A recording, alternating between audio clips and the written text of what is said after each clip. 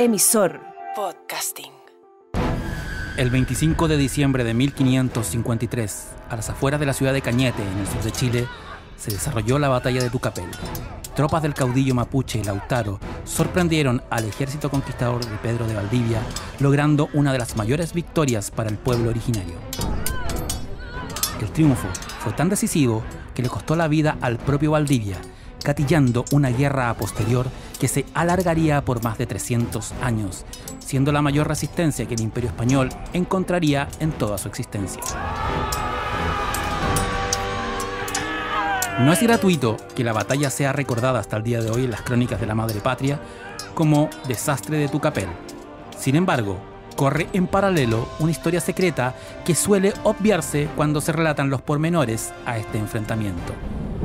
Las 3 noches previas al asalto de los mapuche, Jerónimo del Vivar, cronista de la campaña de Pedro de Valdivia, refiere que sobre el fuerte de Cañete aparecieron duendes que tenían forma de pequeñas esferas de luz y que los presentes no supieron interpretar si era manifestación divina o diabólica, aunque la mayoría de los hombres las leyeron como señal de desgracia y pidieron a sus superiores dejarla empalizada y regresar a Concepción, la ciudad más cercana, ya que temían a estos fuegos fatuos.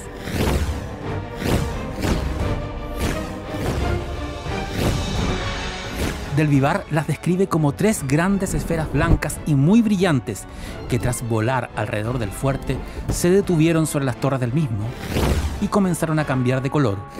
Una de las esferas creció de tamaño y liberó otras más pequeñas y de color azul, un total de 5, las cuales empezaron a moverse sobre los conquistadores como si estuvieran bailando. Era una maravilla aterradora.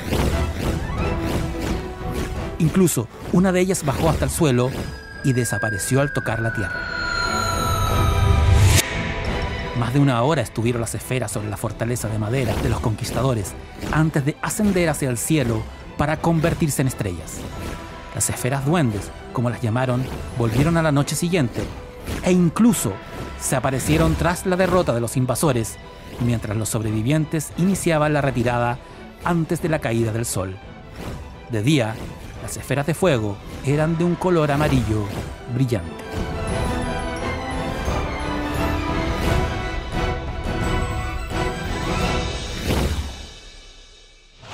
Mas estos objetos voladores no identificados no solo se hicieron presentes por el lado de los conquistadores. El propio Lautaro le contaría a Jerónimo del Vivar, después del Parlamento, que estos fuegos fantasmales del bosque eran tan antiguos como el tiempo y los había buenos y malos. Los primeros eran de color blanco azulado, les traían conocimiento y buenas noticias y tenían naturaleza femenina. Los malvados eran rojos, emergían de los volcanes, trayendo dentro al espíritu de los pillanes, que tenían forma de serpiente peluda y su fuerza era masculina. Estos arrasaban con los bosques, mataban animales, secando su sangre, e incluso se llevaban niños y mujeres, tras arrasar con fuego aldeas y rucas. Según Lautaro, las esferas de luz benéficas eran Anchi Mal-Gwen, mientras las malignas eran Anchi Malenes. Con el tiempo, ha sido el nombre de Anchi Malen el que se ha terminado imponiendo, usándose sin distinción tanto para los masculinos como los femeninos.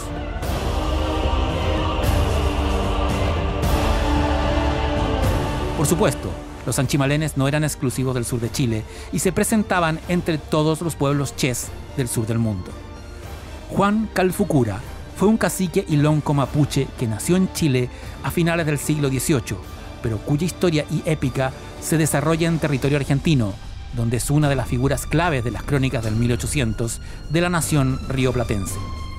Su vida política comienza en 1810, cuando junto a su padre y tío comandaba las legiones autóctonas que acompañaron al general San Martín en la emancipación de Chile y Argentina, siendo uno de los pocos originarios que fueron aceptados dentro de la logia lautarina, lo que no tiene nada de inusual, ya que Calfucura se veía a sí mismo como heredero de Lautaro.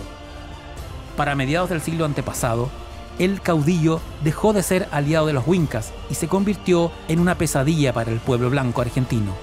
Ideólogo de la idea de recuperar la nación mapuche o Gualmapu de los invasores, levantó a sus hombres en guerra contra Buenos Aires, poniendo en vilo la estabilidad del gobierno argentino. Para la década de 1850, Calfucura se había convertido en señor absoluto de las pampas de la Patagonia y tenía a su servicio un ejército de más de 6.000 hombres, con los cuales frenaba cualquier intento de penetración en la región tanto de militares chilenos como argentinos, además de realizar continuos robos de ganado y de propiedad de hacendados. Literalmente, Juan Calfucura era el rey de la Patagonia. En 1870, declaró la guerra al presidente Domingo Sarmiento e inició una cruzada en la que saqueó y destruyó pueblos como 25 de Mayo y Alvear y rodeó la capital de Buenos Aires. A pesar de su victoria y del terror que arrastraba con él, Calfucura fue derrotado 2 años después, regresando a La Pampa, donde falleció en junio de 1873. Hasta ahí la historia oficial de este personaje, misma que se puede consultar en cualquier libro de historia o internet. Sin embargo, poco y nada se habla de los socios de Calfucura.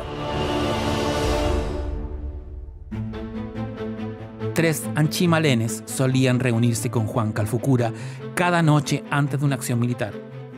Las bolas luminosas lo aconsejaban, le enseñaban estrategias militares y le indicaban los lineamientos a continuar. Había conocido a los 3 duendes siendo niño en la zona del volcán Yaima en el sur de Chile, y ellos le habían mostrado el futuro, siendo responsables de cada hecho de su vida, como su unión a la Logia Lautarina de San Martín, su participación en la Guerra de Independencia y su rebelión, traición para muchos, contra los nacientes gobiernos de Argentina y Chile. El contacto del personaje con estas entidades sobrenaturales venía desde su propio nacimiento, cuando recibió de regalo un cherufe, piedra del cielo, meteorito, de color azul, con el cual podía convocar a los señores de las estrellas y a sus mensajeros. No solo eso, la mágica piedra le creó un segundo corazón en su pecho derecho, tal como los dioses del cielo, con los cuales podía ser inmortal, además de permitirle resucitar Huitralnahues, jinetes fantasmas, para hacer más grande e invencible su ejército.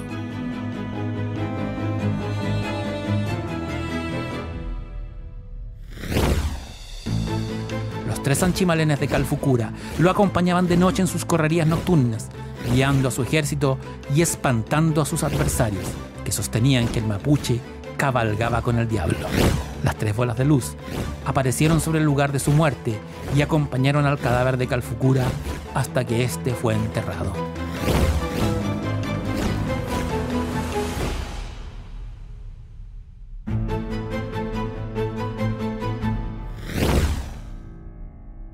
Y hablando de asuntos cósmicos, los ingleses Porcupine Tree, amos y señores del space y cosmic rock, acaban de regresar tras un paréntesis de 22 años.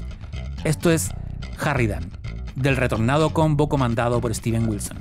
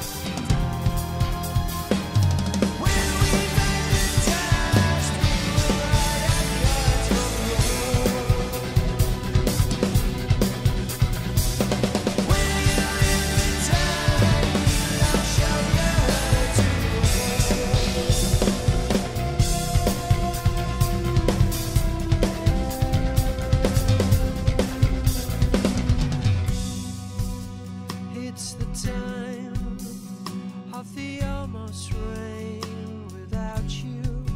I am in debt tonight. I'm gone to earth for love, and I a shadow. And what of us, and what of me, and what is left without you?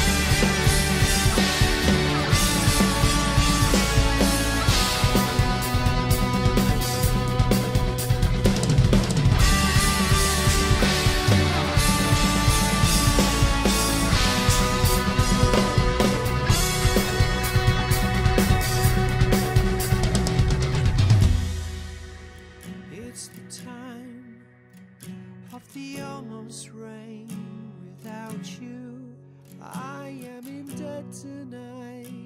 I'm gone to earth for love, and I a shadow. And what of us? And what of me? And what is left without you?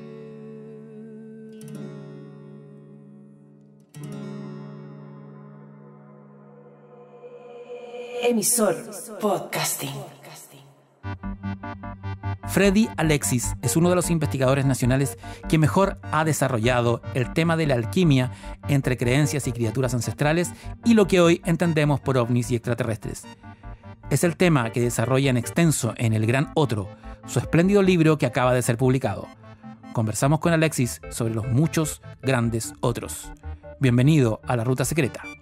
Oye, muchas gracias por la invitación. En realidad, para mí es un agrado estar aquí, haber recibido esta grata invitación. Bueno, vamos al tiro al camino entonces. Ya pues. El Gran Otro, visiones, extrañas criaturas y fenómenos ovni. Quiero que empecemos contándonos la historia del libro. ¿De dónde viene? ¿Cómo se te ocurrió? ¿Cómo se gestó? Uy. ¿Cómo diste con este crisol? Porque este es un libro que después vamos a ir viendo de qué se trata. Y Claro. es un libro que es un árbol, que tiene Claro, ramas por muchos lados. Sí, sí. La verdad es que yo soy un amante, así, pero fanático del fenómeno ovni. Soy un aficionado a este tema por años. Es un tema que yo he perseguido y que me ha perseguido también. Nunca he sido testigo de un fenómeno ovni, ¿eh? Ojo, yo eso quiero aclararlo. Jamás he tenido un ovni al frente, jamás he visto un extraterrestre. Nada, eso no está en mi historia. Pero sin embargo, eso mismo ha hecho que busque con fruición este encuentro con lo inexplicable, esta hambre de encontrarme cara a cara con lo desconocido. Y exorcicé algunos demonios escribiendo este libro, pues, evidentemente. O sea, en el fondo habían estos típicos bichitos que te hablan en el cerebro, que te hablan en la cabeza, y yo dije, ya, silenciémoslo, vamos, empecé a escribir. Y así te largaste. Así me Hay largué. una de las cosas que llama la atención en el libro es que, de alguna manera, tú apuntas a un tema que lo hemos hablado, de hecho, en redes, en Sí. conversaciones que de repente nos cruzamos, Es verdad. que es lo que llamamos hoy día paraufología, que en el fondo es cómo se cruza el fenómeno ufológico con el fenómeno parapsicológico, Sí. que de alguna manera es también lo que han llamado realidad deimónica, ¿no? Tratar de buscar, no sé si una respuesta, porque en los No. misterios generalmente no hay respuesta. No, hay más nada, preguntas nada, sobre preguntas. sí. Pero hay un vínculo, pero esta aproximación al fenómeno lo hace a través de una relación entre el fenómeno ovni, ya no como la explicación más sencilla de todas, que es la explicación extraterrestre, Claro. sino como va hacia otras esferas, hacia los fenómenos parapsicológicos. Sí, lo que ocurre es que, a ver, yo empecé a notar que dentro del fenómeno habían ciertos parámetros que se iban cumpliendo y que en realidad, más que alejar un fenómeno del otro, lo iban hermanando. ¿Ya? Por ejemplo, hay vínculos clarísimos entre las apariciones marianas y los aterrizajes ovni. La visión de fantasmas, cuando se aparece un críptido, por ejemplo, cuando estás en el sur de Chile y de pronto ves una figura homínida parecida a un gorila y es el carcancho. Hay situaciones que se repiten, la campana del silencio, esto que es, yo le llamo, bueno, estoy escribiendo un libro próximamente que va a tratar justo de este tema, que es lo que yo le digo el llamado, que es ese momento en el que tú dices, estaba tomando once y de pronto tuve que mirar para la derecha y ahí estaba el objeto. Hay esa sensación, esa especie de llamado de lo inexplicable que sucede en todos estos fenómenos. Cuando va las niñitas ahí a cortar el pasto y como que, sentí la necesidad de mirar hacia allá y ahí estaba la Virgen. O el otro que va entrando a su casa y dije, bueno, estaba guardando mis cosas y alguien me observaba, me doy vuelta y ahí estaba el fantasma. Estos elementos se repiten en todas estas apariciones de lo inexplicable. Entonces yo empecé a buscar, empecé a tirar lienzas, a tirar hilos y a buscar las conexiones. Y efectivamente, lo que está pasando aquí es que da más la impresión de encontrarnos frente a un fenómeno unitario más grande de lo que nosotros pensamos y por lo mismo menos explicable. Claro, y en el fondo aquí hay un entroncado que hice yo con todos estos fenómenos, porque su ocurrencia es de manera similar. Todos estos fenómenos pasan de la misma manera. Se cumplen ciertos pasos en los encuentros cercanos a la muerte, en las apariciones de los críptidos, en los encuentros con ovnis y también los encuentros con fantasmas.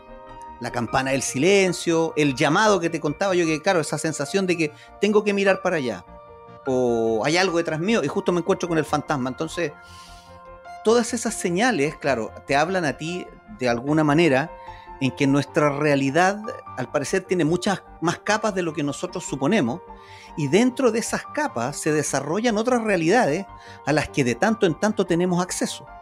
Y estas ventanas hacia estas otras realidades es lo que yo le llamo el gran otro.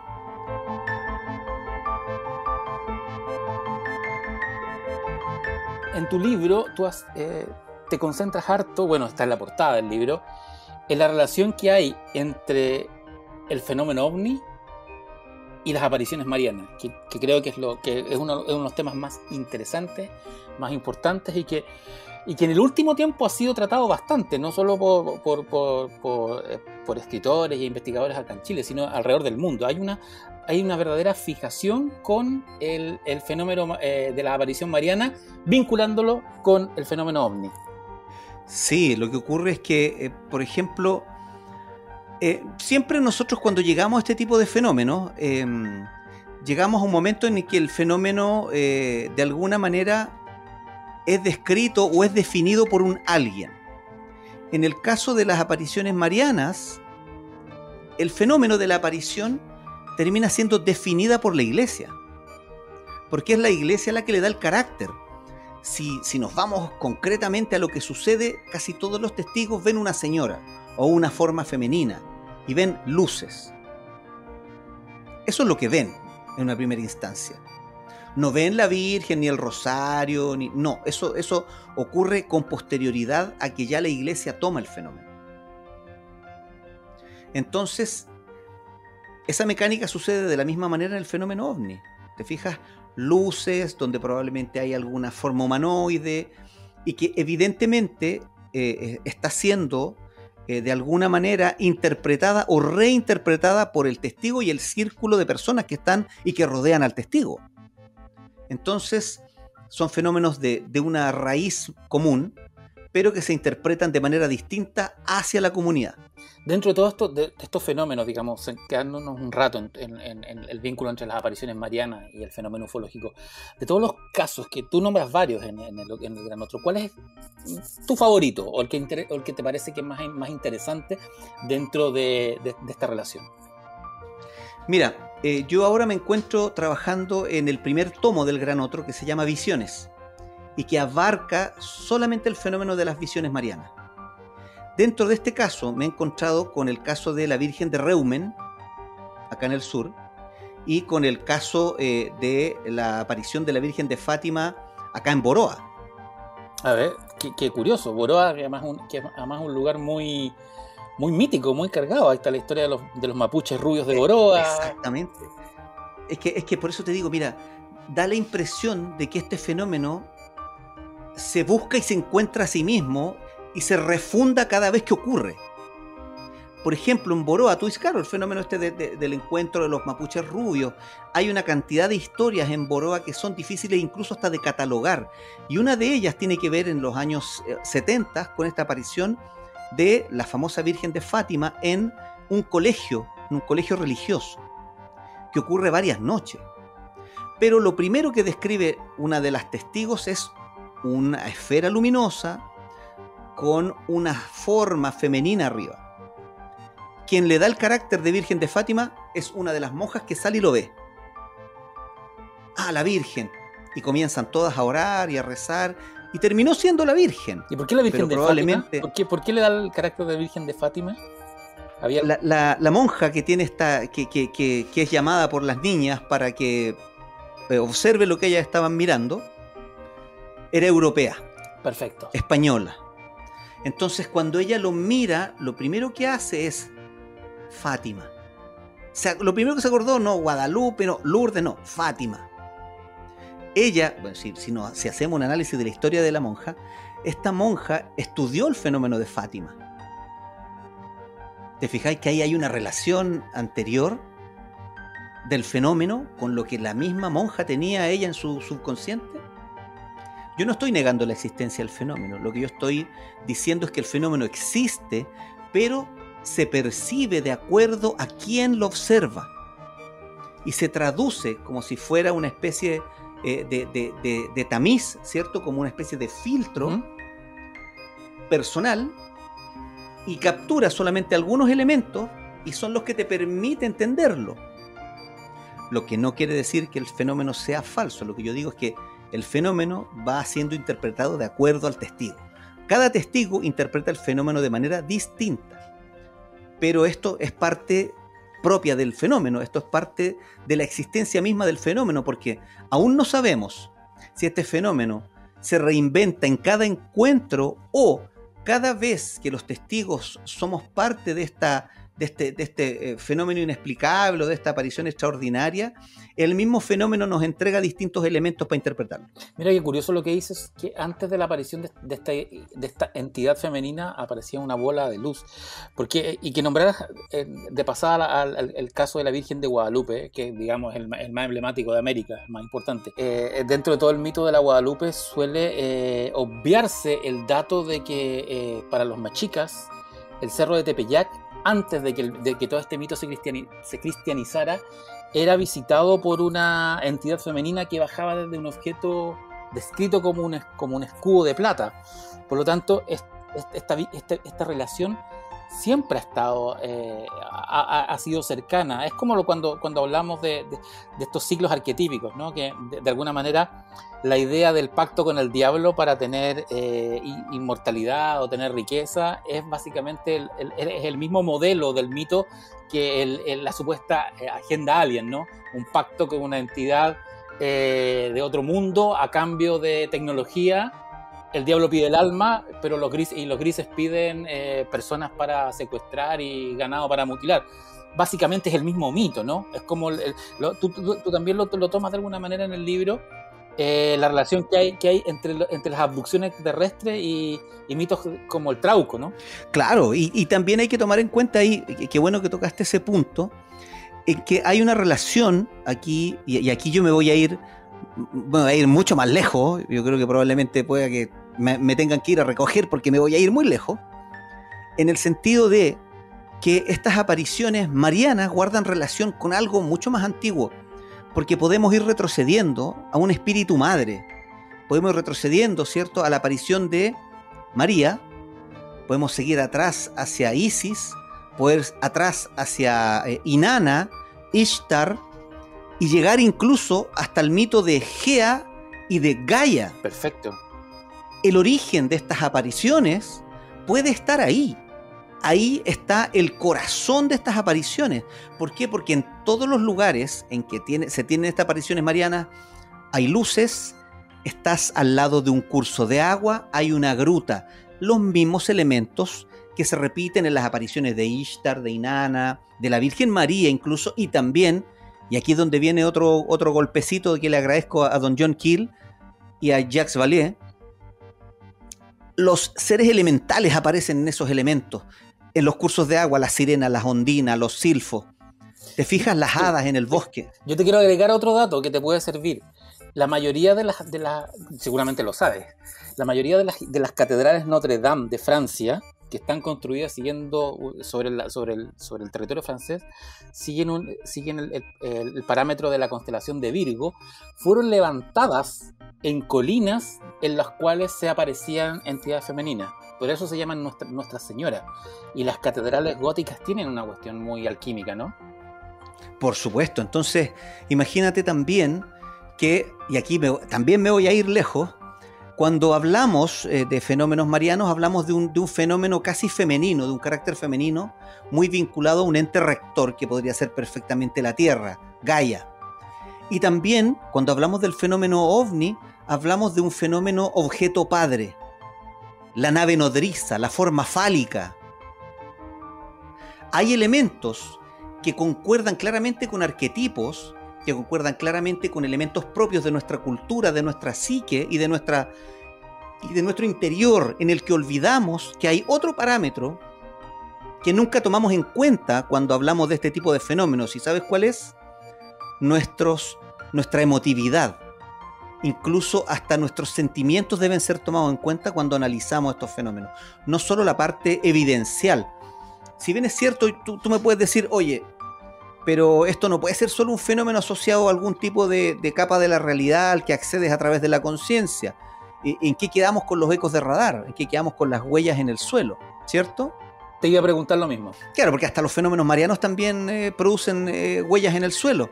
Pero ahí son encuentros cercanos. Claro. O sea, los fenómenos marianos son encuentros cercanos. Son encuentros cercanos. Entonces también cuando tú dices, hay un paralelismo muy profundo entre las apariciones religiosas, la fe en las hadas, los informes sobre seres enanos de poderes sobrenaturales, las naves aéreas de 1897 y las historias de aterrizajes ovni, porque los mecanismos que generan estas diversas creencias son los mismos.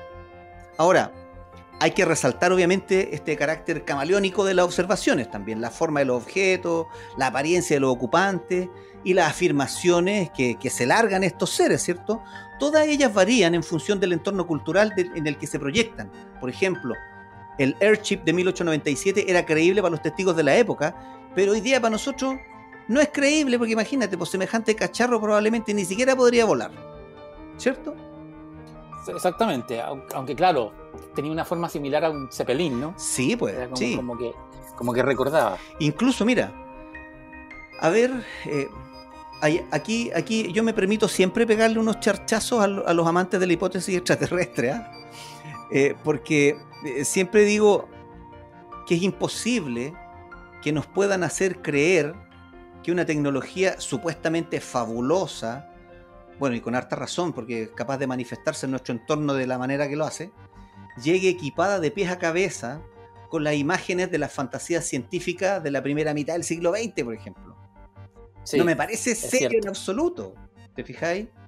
Porque la ciencia ficción tampoco fue capaz de prever a corto y mediano plazo la evolución técnica de nuestra sociedad, ¿cierto? Aunque, si bien es cicierto, la sociedad poseía las bases para predecir algunas cosas. Sí, pero no deja de ser interesante lo que tú dices, porque ya, a ver, los primeros registros, por lo menos de los que habla Jacques Vallée en el pasaporte de Magonia, de objetos voladores no identificados que aparecen en diarios, incluso lo que aparece en Copiapó en 1868 y en otros lugares del mundo, hablan efectivamente de objetos voladores de forma cilíndrica que corresponden a las naves aéreas que se estaban probando en esos años y que aparecían en la literatura de anticipación de la época.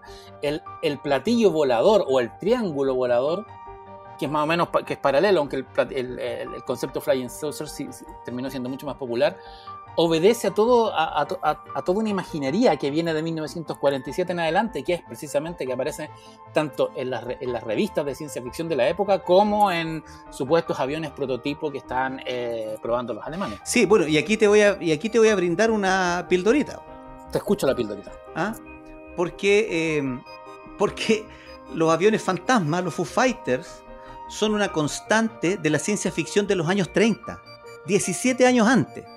¿Ya? Entonces, los escritores de ciencia ficción de los años 20 y 30 hablaban en sus relatos de bólidos saliendo del agua, subiendo al cielo, huellas en el suelo, lentillas voladoras, cigarros, silbíos, zumbidos, luces de colores, rayos de luz, olor a ozono, levitación de testigos, humanoides pequeños, cambio de forma de nave. Todos son los elementos que con posterioridad comienzan a hacerse comunes después de 1947. Ahora, podemos pensar 4 posibilidades. Que los autores de la ciencia ficción de esa época eran profetas, inauditos, ¿cachai? Que podían adivinar la forma de los futuros platillos voladores, sus tripulantes, los trajes que podían usar, pero nunca fueron capaces de describir los coches y los aviones de hoy, ¿cachai? Sí sabían decir cómo se manifestaría una civilización extraterrestre de la que no sabían absolutamente nada. Segundo, los visitantes extraterrestres deben haberse leído todos los libros de la revista de ciencia ficción de la época y eligieron presentarse a nosotros de la forma y de la manera que se describen en las revistas, por lo que parece harto más absurdo, ¿cachai? Y como tercera opción, probablemente esta entidad que yo le llamo el gran otro, ¿cierto?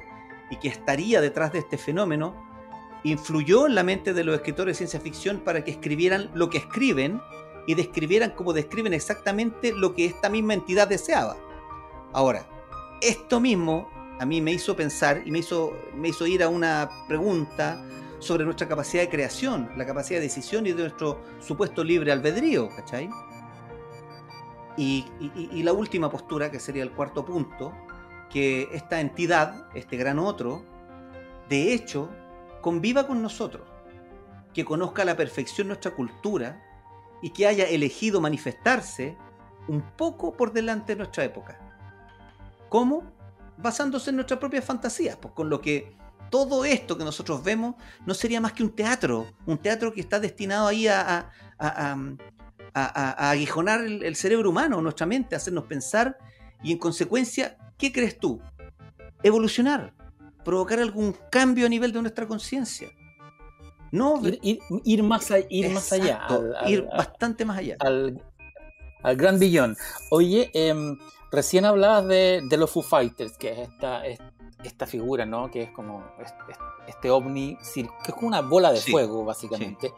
Y en el gran otro le dedicas un par de capítulos al Anchimalén, que es básicamente el Foo Fighter mapuche, ¿no? Que es como que es un duende, es una criatura de la mitología mapuche, que tiene forma de una esfera luminosa que aparece sobre el cementerio y que es muy presente en la zona de la Araucanía. Tú estás viviendo en Temuco, claro, hay cosas de ir al campo y preguntar por los anchimalenes, y todo el mundo ve anchimalén. Todo el mundo sabe del anchimalén aquí en la zona campestre de la Araucanía, y si cruzas la cordillera todo el mundo sabe de las luces malas en Argentina. Entonces, de hecho, los españoles ya escuchaban relatos de los mismos mapuches hablar de estas luces mucho antes de que los pilotos de la Segunda Guerra Mundial comenzaron a sacarle fotos a estos objetos alrededor de las alas de los aviones. Sí, de hecho, el nombre Anchimalén es masculino y de alguna manera se tomó la imaginería, pero existe la versión femenina, el Anchimalwen, creo que es el nombre, que es benéfico. Chimalwen, que es benéfico, porque el Anchimalén es la luz mala, ¿no? Sí, claro. Entonces, imagínate, o sea, nosotros podríamos elucubrar un montón de teorías. Bueno, yo nunca he pensado, ojo, aquí yo no pretendo estar solucionando el tema de las apariciones de los ovnis y los humanoides. Yo lo único que hago... Yo creo que nadie está en eso. Yo creo que lo interesante del tema es formularse preguntas y más preguntas. Creo que esto es una opinión muy personal. Creo que la ufología que trata de responder qué está errada. Claro. Y yo creo que a mí me acomoda más ir buscando el porqué de las cosas y las preguntas, y ver el fenómeno ovni como un ejercicio narrativo. Sí, totalmente. Y cultural, más que como un fenómeno científico. Sí. Creo que en eso coincidimos, en que la ufología científica no es la manera de acceder a este fenómeno. Y de hecho, yo te digo, yo cuando a mí me preguntan, bueno, ¿y usted qué es? ¿Ufólogo? Yo le digo, no, soy folclorista ufológico. Sí, con mucho orgullo. Eres como un Oreste Plat 2.0. Por supuesto, Oreste Plat de la ufología. Oreste Plat también se preocupaba de estos fenómenos. De hecho, tú haces una lectura del libro de Oreste Plat, que es como el gran grimorio de los mitos chilenos, por lo menos el primero. Y hay mucho dato curioso para la época. El libro de Oreste Plat termina con los misterios de la Antártica y termina hablando de los ovnis en la Antártica. Y poniéndolo en la misma dimensión que el resto de los mitos chilenos. Claro. Y eso se habla muy poco. Sí, y en realidad, bueno, eso es lo que hice yo, digamos, yo no he inventado la rueda ni puse nada nuevo bajo el sol. Simplemente estoy sacando a la luz algo que vengo pensando hace mucho tiempo y que hay mucha gente que coincide conmigo, y hay mucho gran pensador que yo leí para llegar a donde estoy. Jacques Vallée, John Keel, Bertrand Meeust, el mismo Sergio Sánchez también, José Antonio Caravaca y otros que están en esa parada. La misma gente del CIFO en Argentina, que se mandaron unos tremendos libros en los años 90. Entonces, claramente aquí hay un algo que se nos escapa, que va mucho más allá de un simple aterrizaje con pilotos dentro. Es demasiado simple, ¿te fijas? Mira, y de hecho, si nos ponemos algo tecnológico, hay demasiados aterrizajes. Por ejemplo, mira, hay muchos más aterrizajes y encuentros cercanos de los que se necesitan, por ejemplo, para un estudio real de nuestro planeta. O sea, mira, hay 5.000 casos registrados de aterrizaje, pero en realidad son muchos más. ¿Ya? Pongámosle 5.000 casos registrados de aterrizaje, eso había por lo menos hasta los 90. ¿Ya? O sea, pongámosle que se puede obtener información de 1 de cada 10 de esos casos de aterrizaje. Habrían 50.000 aterrizajes, ¿cierto? Sí. Y casi todos esos casos pertenecen a zonas rurales donde vive menos gente, de América del Norte, de Europa, Australia, Chile. Entonces, habría que contar los aterrizajes de todos los países para hacer el estudio, ¿cierto? Porque el fenómeno es mundial, ¿cierto? Exacto. Y hay otros aterrizajes, Absolutamente, y hay otros aterrizajes que nadie vería, ¿ya? Entonces, desde ahí, tomar en cuenta que el fenómeno, primero que todo, tiene un carácter nocturno. ¿Cuántos de estos ovnis se verían si la gente no durmiera, por ejemplo, ya? O si la población de la Tierra estuviera distribuida equitativamente por la superficie del planeta, ¿ya? Entonces, si hacemos este ejercicio, así como un coeficiente multiplicativo, estaríamos hablando de 14 millones de aterrizajes en 40 años. Lo que es totalmente absurdo. O sea, tú necesitas 14 millones de aterrizajes para hacer el análisis de un planeta y sus habitantes. ¿Te fijáis? Uf. También los ovnis, por ejemplo, aparentan ser... No tiene sentido, no, claro, no no tiene sentido. No, o sea, tú te pones en el lugar de ellos, claro, somos una civilización científica que llega a otro planeta. Claro, no necesitas tantos desembarcos. No, y es como millones de descubrimientos de América. Exacto. No es necesario. Y más encima, imagínate, pues, si suben a un gallo arriba de un ovni y cuando lo van a analizar le amarran los brazos con correas de cuero, por favor. O le van a inyectar cosas en el cuerpo con jeringas de los años 50. ¿Estáis seguros que estáis viendo lo correcto?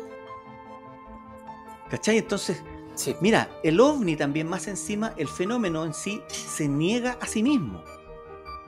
Cada encuentro se niega a sí mismo. Por ejemplo, los ovnis aparentan ser creación de una tecnología fabulosa, ¿cierto? Pero con frecuencia hay indicios, y aquí abro paréntesis, puestos allí a propósito, estos indicios niegan la apariencia. Por ejemplo, un ovni apareció, un ovni, tecnología de 10.000 años de adelanto. Les sale una escalerita de mano por la que bajan 3 ufonautas. O por ejemplo, platillos voladores que se averían, ¿cachai? Se averían y justo cuando tú lo vayas a agarrar, se escapa entre nuestras manos. Entonces ahí tú tenés el fenómeno elusivo, el contraste entre la ostentación y la esquiva. O por ejemplo, en ocasiones dejan huellas en el suelo, se desprenden objetos de ellos, y a veces tienen la mala voluntad de parecerse a los efectos que producen fenómenos naturales o productos de nuestra propia civilización. Fíjate, querido Francisco, que los demonios también dejaban marcas en el suelo, donde se reunían con forma circular, con forma de anillo, dejaban la tierra dura seca, dejaban la hierba débil o quemada de tal manera que nunca volvía a brotar. Y los ovnis hacen lo mismo.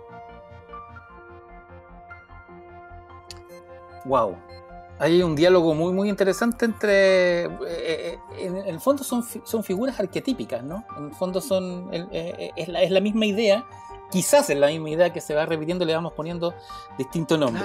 Claro. Entonces imagínate, si nosotros aquí en la Tierra, las emisiones de radio y televisión han estado enviando información durante décadas, ¿cierto?, acerca de nuestro planeta y todas sus culturas, de forma que cualquiera podría enterarse usando métodos técnicos muy primitivos y no intrusivos, saber cómo somos, lo que hacemos, perfectamente. Ellos podrían decidir, si es que existen los extraterrestres, venir a la Tierra y recoger muestras tal cual como lo hicieron los Vikings en Marte, sin que nadie lo note.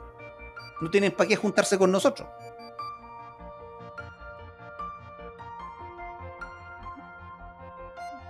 Absolutamente. En tu libro, Freddy, también te aterrizas en el mundo de los críptidos, ¿no? Sí, de las criaturas totalmente. elusivas. Sí. De hecho, hablas de apariciones de entidades humanoides como el Yeti, el Sasquatch o el chileno Carcancho, que es como nuestro Yeti. Sí, es nuestro pie grande. Pero claro. también es nuestro pie grande, y se habla muy poco, Sí. pero también de hadas, de serpientes marinas, incluso de pterosaurios, Sí. de dinosaurios voladores. Hay un caso que yo desconocía, que es este ser que aparece en el norte, ¿no? Que es como un pterosaurio, como una gárgola. Sí. Bueno, yo entrevisté a esa testigo. Y Es que Cuéntanos mira, un poco para calentar a los que quieran interesarse es en el que libro. mira, me voy a autospoilear, pero no importa. El libro lo escribí yo, así que da lo mismo. Sí. Soy culpable de este spoiler. Ocurre que yo hace años atrás entrevisté a una empresaria del norte que tiene su casa en un lugar que se llama La Huayca. ¿Ya? Perfecto. Hace unos 15, 16 años atrás, ella protagoniza un evento junto a su hija mayor, en la que regresando a su casa, de pronto su auto es golpeado por un objeto gigante. Ella pierde un poco el control y cuando recupera el control del automóvil, se da cuenta que lo que acaban de golpear sale volando. Y tiene garras, y tiene un pico largo y una cola, y la empiezan a observar y era muy similar a un pterosaurio. Y cuando ella me lo describe y me lo dibuja, era un pterosaurio. Luego me encuentro yo con que en el sur del Perú, un gran investigador peruano, Rafael Mercado Benavente, tiene relatos de la misma época de gente que dice haberse encontrado cara a cara con dinosaurios, con seres muy parecidos a los dinosaurios del mismo Jurassic Park. Y es ahí donde yo digo, ¿la influencia de Jurassic Park estaba jugando en esa época, en ese momento? ¿Puedo yo? Sí, yo te iba a, Claro, te iba a tienes decir razón, lo mismo, o sea, porque en rigor la figura del dinosaurio, lo conversábamos con un paleontólogo en este mismo programa el año pasado, ha cambiado mucho en los años, en los últimos 50 años. Recordemos que cuando éramos niños, más o menos tú y yo tenemos la misma edad, veíamos estas películas de dinosaurios que eran con la cola arrastrando, que eran muy lentos, luego las colas no iban arrastradas, sino que iban rectas. Ahora sabemos que tienen plumas, que caminaban en manada, que eran rápidos. Entonces, esa es la pregunta, ¿qué dinosaurios vieron? ¿Vieron dinosaurios reales o dinosaurios creados por el inconsciente colectivo de los testigos?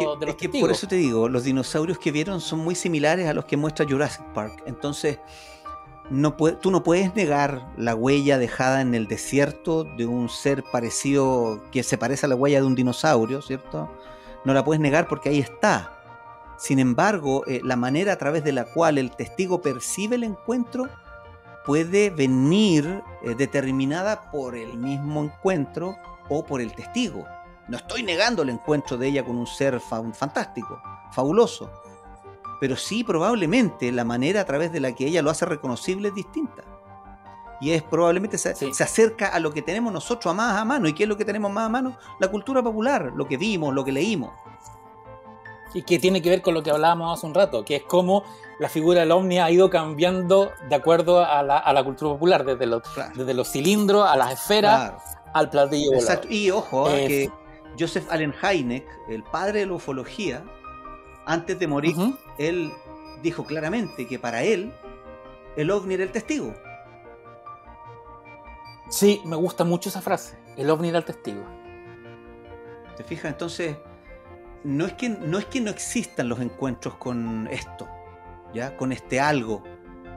Es un algo que se nos muestra, que es perceptible, que es reconocible, pero que probablemente, como dijo Jacques Vallée, ni siquiera tengamos el hardware cerebral para interpretarlo y solamente captamos trazas de él. Y estas trazas le intentamos dar forma.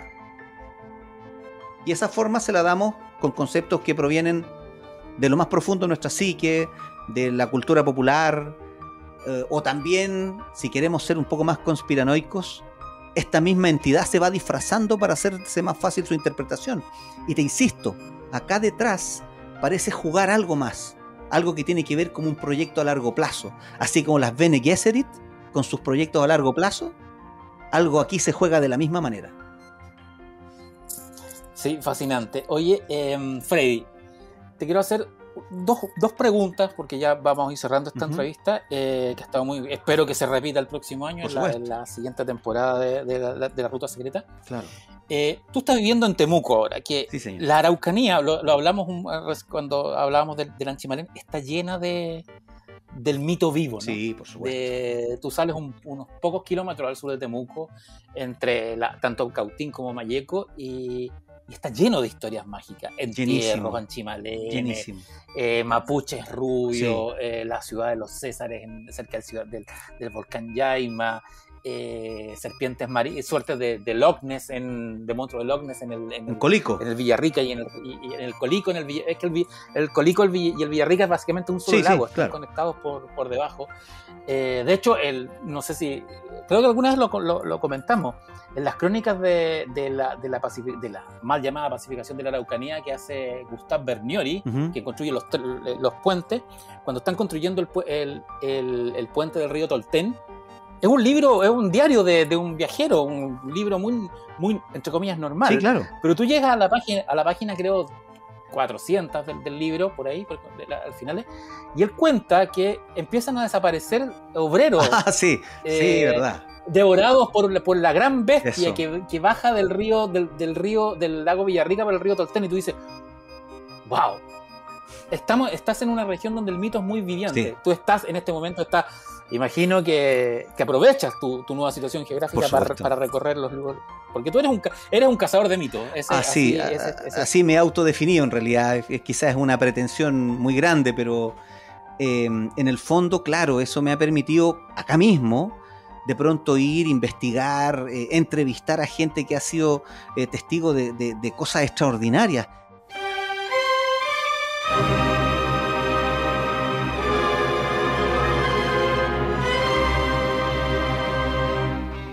Gracias, Freddy, por esta conversación. Esperamos tenerte de invitado en la próxima temporada de La Ruta Secreta. Soy el emisor Francisco Ortega. Escucha o descarga este y los otros capítulos de La Ruta Secreta desde emisorpodcasting.com o de tu plataforma de audio preferida. Hay muchos mundos y todos están en este. Descansen, viajeros de lo imposible, donde sea que estén. Emisor Podcasting.